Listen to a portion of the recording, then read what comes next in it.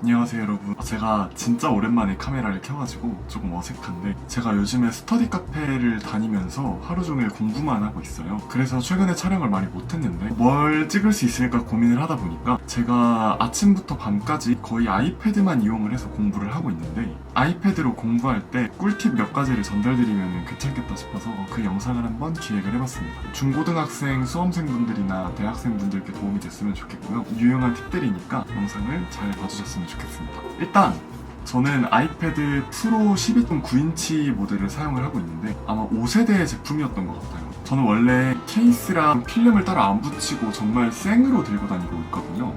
그 이유는 가벼움 때문인데, 무겁게 들고 다니면 어깨가 아파요. 첫 번째로 아이패드로 공부할 때 추천드리는 거는 종이 필름이랑 애플 펜슬 메탈 팁입니다. 종이 필름이랑 애플 펜슬의 메탈 팁을 사용하는 당연한 이유는 노트에다가 볼펜으로 필기하는 느낌을 주기 위해서잖아요. 예전에는 종이 필름을 한번 붙이면 그거를 떼지를 못하니까 공부할 때는 좋은데 뭐 영상을 볼 때나 다른 일을 할 때 화질 저하가 조금 있어서 몇 가지 기능은 포기하고 쓰는 게 종이 필름이었거든요. 색감이 많이 죽으니까 쓰기가 되게 불편했는데, 요즘에는 이렇게 자석으로 탈부착할 수 있는 종이 필름이 있더라고요. 저도 최근에 알게 되어서 구매를 했는데, 자석으로 딱 달라붙어가지고 화면이랑 필름 사이에 그렇게 큰 들뜸도 없고, 공부할 때는 딱 그 목적으로 쓰고 공부할 때 이외에는 떼가지고 아이패드 디스플레이의 장점들을 모두 쓸 수 있다는 게 저는 되게 매력적이었고, 애플 펜슬 원래 팁이 플라스틱인데 제가 느끼기에는 조금 뭉툭하고 미끄러웠거든요. 글씨를 잘 쓰시는 분들한테는 상관이 없을 수도 있지만 저는 글씨를 잘 쓰는 편이 아니라서 미끄러운 화면에 미끄러운 팁이면은 막 글씨가 날아가고 그랬어요. 종이 필름에 애플 펜슬 팁을 쓰니 그나마 글씨가 덜 날아가는, 종이에 볼펜으로 글씨를 쓰는 느낌이 조금 들어서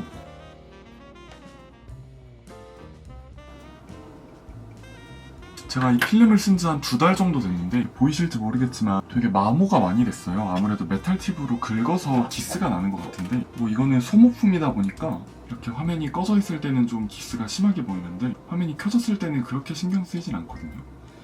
그래도 기스가 많이 난 거를 봐서는 이번 달쯤에 하나 새 거를 사가지고 갈아주는 게 좋을 것 같습니다. 두 번째 꿀팁은 제가 정말 말씀드리고 싶어서, 사실 이 기능을 말씀드리려고 영상을 찍는다고 해도 과언이 아닌데, 아이패드를 이용해서 공부를 하신 분들은 공감하실 수밖에 없는 말이 있는데, 화면을 절반 나눠서 왼쪽에는 강의를 띄워놓고 오른쪽에는 굿노트를 띄워놓고 강의를 보면서 필기할 때가 많잖아요. 그렇게 공부를 하다 보면 왼쪽에 강의 영상들이 대부분 가로로 길기 때문에 위아래가 렛터박스가 심하게 생겨서 비효율적이다라는 생각이 들었거든요. 이거를 활용을 어떻게 할 수가 있을까를 생각을 하다가 제가 딱 맞는 기능을 찾아냈습니다. iOS 16부터 스테이지 매니저라는 기능이 생겼는데, 스테이지 매니저 기능이 뭐냐면 간단하게 말씀드리면 아이패드에서 맥북이나 다른 PC처럼 여러 가지 앱들을 띄워놓고 동시에 사용할 수 있는 기능인데, 그 모드를 켜면 가로 모드가 아니라 세로 모드에서도 여러 가지 화면들을 볼 수 있어서 그 기능을 이용을 하는 거거든요. 제가 예시로 보여드리겠습니다. 수험생분들이 보신다고 생각을 하고 EBS 강의를 예시로 띄워 놓았는데, 여기서 이런 식으로 굿노트를 띄워두면 위아래로 렛터박스가 많이 생기잖아요. 11인치나 10.9인치짜리 아이패드를 쓰시는 분들은 얘가 많이 작아질 거거든요. 여기서 스테이지 매니저 기능을 키면 이런 식으로 바뀌는데, 제가 세로로 돌려보겠습니다. 세로 모드에서 크기를 조절을 할 수가 있어요. 저는 요즘에 이런 식으로 공부를 하고 있거든요. 위에는 강의를 틀어놓고 아래에는 필기를 하면서, 그러면 이제 강의도 훨씬 크게 틀리고 아래쪽에 필기할 수 있는 굿노트도 적당한 크기로 오픈이 되어서 공부를 하는데 되게 도움이 많이 됐습니다. 이 스테이지 매니저 기능은 꼭 사용을 해보셨으면 좋겠어요. 사실 이 기능이 나왔을 때 어디에 쓰는 건가, 뭐가 좋을까, 원래 스플릿 뷰로도 충분했는데 뭐가 좋을까 했는데 제가 답을 찾았습니다. 공부할 때 좋은 거였어요. 아이패드를 내가 지금 쓰고 있는데 이 기능이 없다라고 하시는 분들은 업데이트가 잘 되었는지 한번 확인을 해보시면 될 것 같습니다.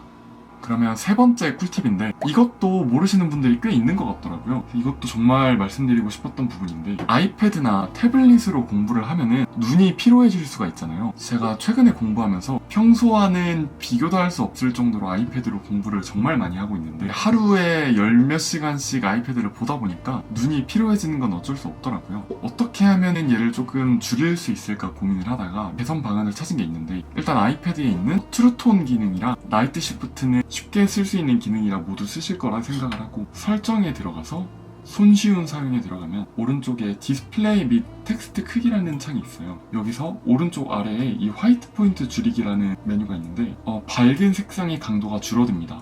쉽게 말해서 하얀색 같이 눈이 피로할 수 있는 밝은 빛을 내는 부분들을 강제로 밝기를 낮춰준다는 얘기인데, 얘를 키면 전체적으로 밝기가 내려가는 모습을 볼 수가 있어요. 저는 공부할 때 많이 쓰기 때문에 얘를 한 70 정도로 맞춰놓고 쓰는데, 사진 편집이나 영상 편집을 할 때처럼 색감이 중요할 때는 얘를 꺼두고 사용을 하고 있습니다. 그리고 거기에다가 이 색상 필터도 쓰면 좋은데, 색상 필터에 흑백이라는 필터가 있어요. 흑백을 켜두고 이렇게 화이트 포인트를 줄여놓으면 공부할 때 느끼기에는 거의 이북으로 책을 읽는 느낌이 들더라고요. 공부를 많이 하시는 분들이라면 이 기능을 사용을 하셨으면 좋겠습니다. 매번 들어가서 설정을 하는 게 귀찮으니까 제어 센터에다가 얘네들을 빼낼 수가 있어요. 손쉬운 사용 단축키를 위에다가 올려놓으면, 저 같은 경우에는 색상 필터랑 화이트 포인트 줄이기 두 가지를 넣어뒀습니다. 저는 사실 아이패드뿐만 아니라 아이폰에서도 화이트 포인트를 줄여놓았거든요. 눈이 피곤해서 인스타그램에 사진을 올린다던가 그럴 때는 또 끄고 사용을 하고 있습니다. 다음으로 말씀드리는 거는 추천이라기보단 이제 저는 필수라고 생각을 하는데, 바로 거치대거든요.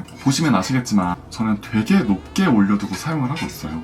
그러니까 목을 구부리지 않을 정도로 올려두고 딱 눈높이에 맞춰서 볼 수 있게 고정을 해뒀는데, 제가 요즘에 스터디 카페를 매일 다니고 있어서 중고등학생 공부하는 친구들을 되게 많이 보는데 거의 대부분 거치대를 사용을 안 하고 태블릿이나 책을 그냥 책상 바닥에 놓고 이렇게 수그려서 공부를 하더라고요. 근데 그게 목에 진짜 안 좋아요. 제가 사실 어렸을 때부터 그렇게 공부를 해왔고 일자목이 심했는데 목 디스크가 터진 적이 있었거든요. 그래서 막 굉장히 고생을 했던 과거가 있습니다. 그 후로는 어떤 공부를 하던 제 눈높이에 맞춰두고 사용을 하고 있거든요. 아직 아프지 않아서 그거에 대한 심각성을 모르셔서 그냥 공부를 하시는 분들이 많으실 텐데, 이런 거치대 얼마 안 하거든요? 한 만 얼마 했던 것 같아요. 제 생각에는 필수입니다. 이거를 들고 다니는 게 조금 무겁더라도 저는 매일 들고 다니면서 쓰고 있거든요. 공부를 열심히 하셔도 다치면은 정말 답이 없습니다. 제가 특정 제품을 추천드리는 건 아니고 그냥 쿠팡이나 네이버에서 검색을 하면은 이런 모양이 많이 떠요. 이렇게 접어서 들고 다닐 수 있는 거라서 저는 꼭 추천을 드립니다. 몇 가지 간단한 팁들을 전달을 해드렸는데, 제가 지금 말씀드린 거 말고도 프리폼 같은 어플들도 아이패드나 맥북이나 아이폰에서 사용을 할 수 있게 나왔더라고요. 한 단원의 전체적인 정리를 할 때 쓰면은 되게 좋겠다라는 생각이 들었는데, 저는 이제 막 사용을 해보고 있는 단계여서 조금 더 사용을 해보고 전달해드릴 만한 꿀팁이 있다면 영상을 새로 찍어보도록 하겠습니다. 제가 요즘 공부를 하면서 진짜 사용을 하고 있는 몇 가지 꿀팁들이었기 때문에 여러분들에게 도움이 많이 되었으면 좋겠습니다. 여러분들께서 알고 계시는 꿀팁이 있다면 댓글로 저에게 알려주시면 감사드리겠습니다. 저도 좀 더 잘 사용을 하고 싶거든요. 구독자분들도 많이 공유를 하시면 좋을 것 같아서. 그러면 오늘 영상은 짧지만 여기까지고 다음 영상에서 뵙도록 하겠습니다. 안녕.